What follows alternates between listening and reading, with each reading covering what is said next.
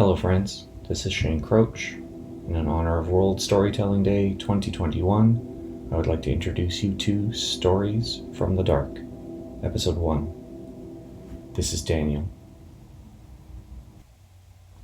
Daniel opened his eyes when the front door slammed. Shoes clicked across linoleum, but the sound faded as they transitioned to carpet and moved up the hall. A line of darkness crept across posters of cartoon characters and over his dinosaur-themed comforter as the bedroom door closed, but not tight. Footsteps padded back the way they had come. The legs of a dining room chair chattered as it pulled away from the table. What the hell do we do? Daniel perked at the sound of his mother's voice. It was quiet, unsteady. Nothing. We don't do nothing. Daniel's father, stern as usual. We have to, though. Somebody has to. That doesn't mean us. Plenty of other people saw it too. Chris, please.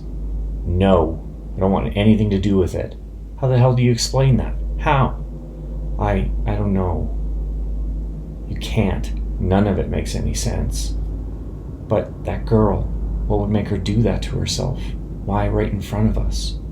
How the hell would I know? I ain't never seen her before. Have you? No, of course not. Chill air washed over Daniel's cheek. His skin prickled, and he pulled the blankets to his chin without meaning to do so. The sensation of cold was soon overpowered by the feeling that he was being watched. Daniel forced himself to roll over and face the room. A girl stood in the dark corner beside the window. Her heels touched the baseboards, but her body leaned away at an unnatural angle. Thin strands of hair washed over her face. Pale eyelids and narrow lips pinched tight. Her arms hung limp in front of her, but a tremor shook her hands. A dull, white bedsheet looped around her neck, pulled taut, connected to the empty air above her head. Daniel rolled his blankets down and sat up. His throat clicked when he swallowed. The girl opened her eyes and her body stilled. Vibrant green irises and wide pupils focused on Daniel. Her lips parted and mouthed the words, "Help me." Daniel stared, unable to move. "Help me," she mouthed again. Her head bobbed against the tension of the crude noose, and her green eyes rolled back. "Help me." Dim light washed across the room as the door opened wide. "Daniel, what are you doing up?" Daniel faced the door and rubbed at the side of his face. "I had a bad dream." "Oh, baby." Daniel's mother walked in and sat on the edge of the bed.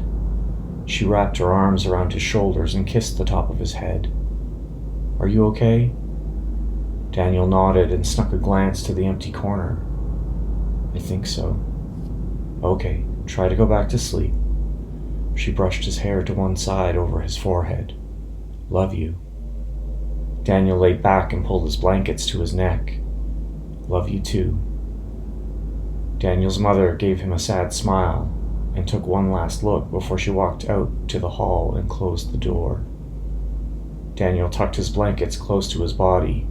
He watched the corner until he could fight the wariness no more, then closed his eyes and fell into a fitful sleep. Thank you for listening.